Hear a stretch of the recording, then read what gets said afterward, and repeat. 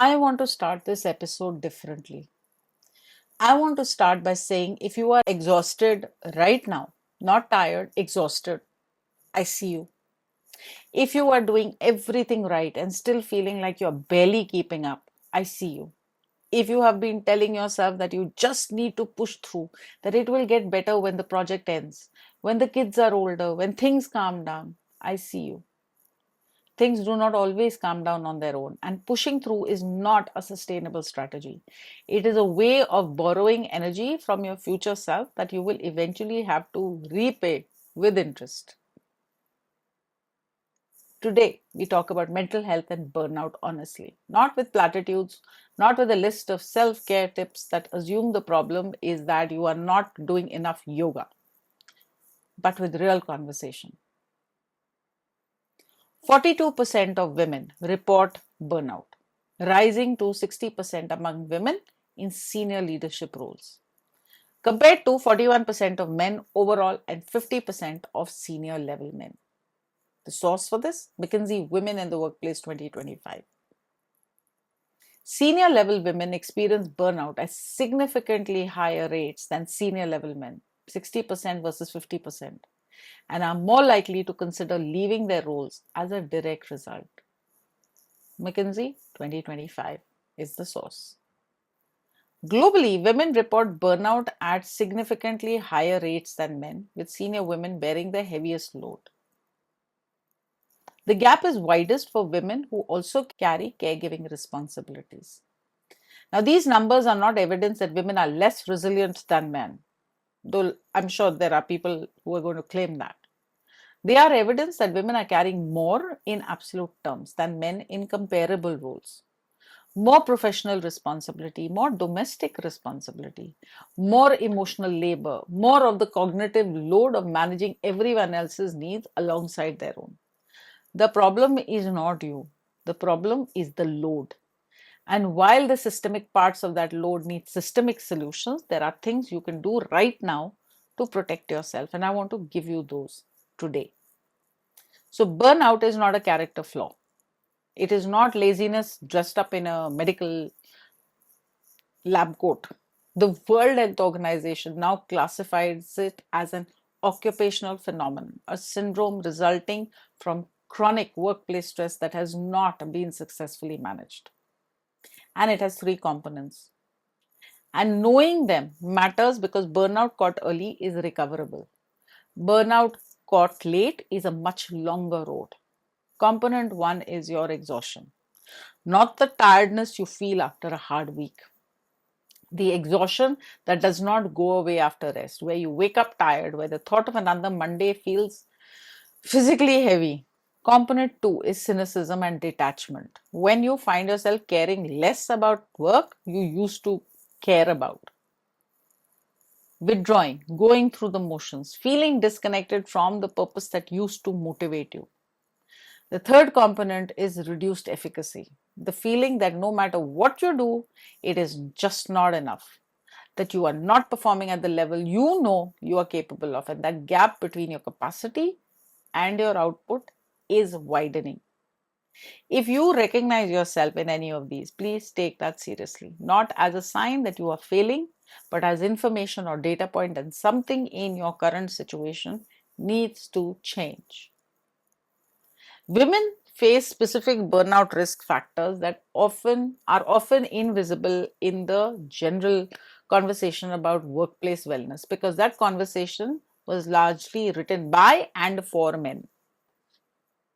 The work does not end when the professional day ends. Cooking, cleaning, childcare, elder care, emotional support for friends and family and partners. This second shift falls disproportionately on women regardless of their professional seniority.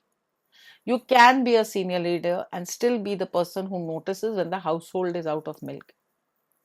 Having said that, is a very interesting interview with Indira Nooyi, which I've mentioned in a video earlier, in which she talks about she had just been promoted to president. She runs home to inform her family, and the first thing before she could open her mouth is her mother tells her, go to the shop or go to the market and please bring milk. I'll let that sit for a while.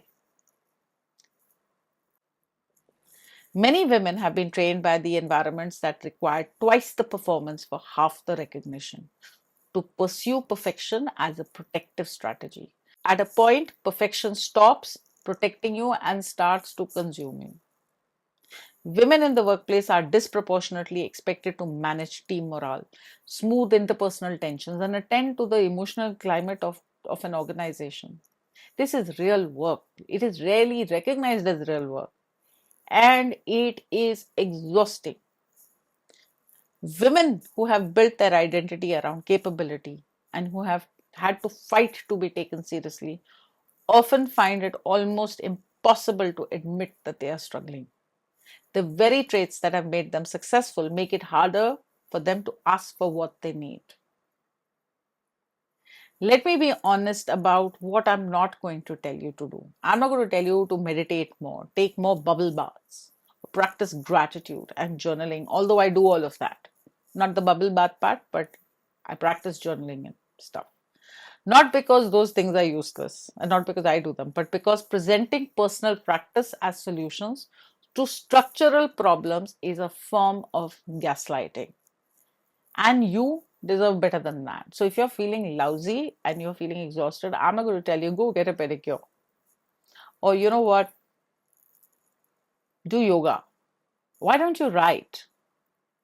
Here is what the evidence and my own observation tells me what actually helps. Name it before it becomes a crisis. If you are experiencing any of these three burnout components I described, exhaustion, cynicism, reduced efficacy, name it. To yourself first, to a trusted person second, to a professional if you need to. Naming it is not weakness, it is the beginning of recovery. Identify and reduce one demand. You cannot remove all pressures at once, but you can usually identify one thing that is costing you disproportionately, one commitment you have overextended on, one responsibility you have absorbed that was never yours to carry, one expectation you are trying to meet that nobody actually requires of you. Find that one thing, reduce it. Protect one thing that replenishes you, not as a reward, not when you have earned it, as a non negotiable. Whether it is time with people who energize you, movement that clears your head, creative work that reminds you who you are beyond your professional identity. Protect one thing, ruthlessly protect it. Often, burnout is sustained by one unaddressed situation, an unsustainable workload you have not named, a boundary you have not set, a conversation you have been putting off.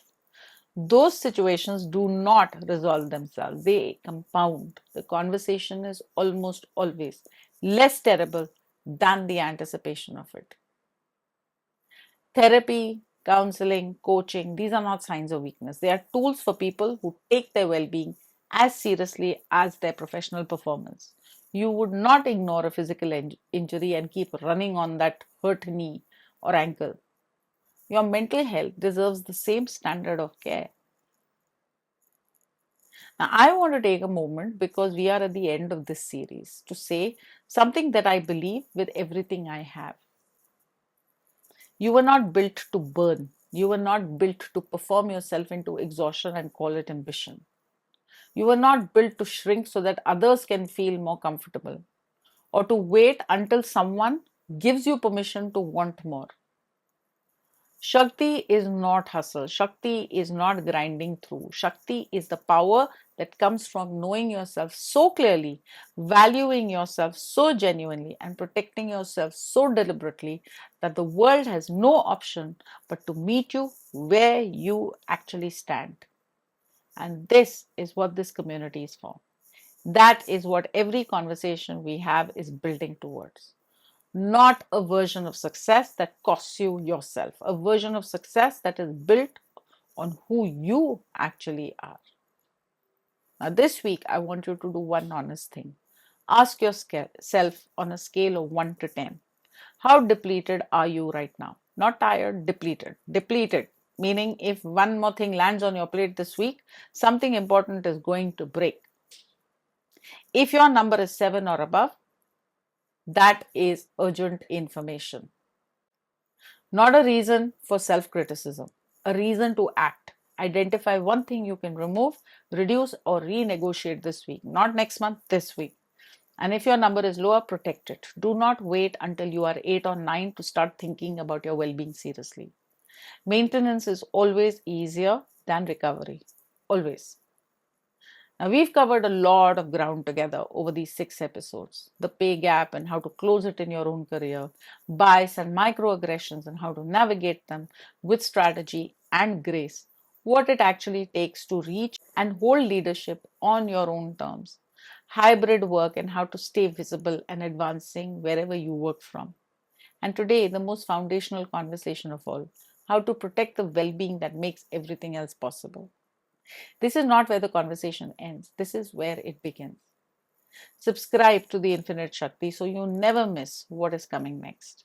Share this series with every working woman in your life who deserves to hear it, and leave me a comment on this video. Tell me which episode changed something for you. I want to know. I read every single comment, and your voice shapes what we build next. Thank you for being here. Thank you for taking your career, your worth, and your well being seriously. The world needs women who are fully expressed, fully valued, and fully themselves at work. Until the next time, protect your Shakti.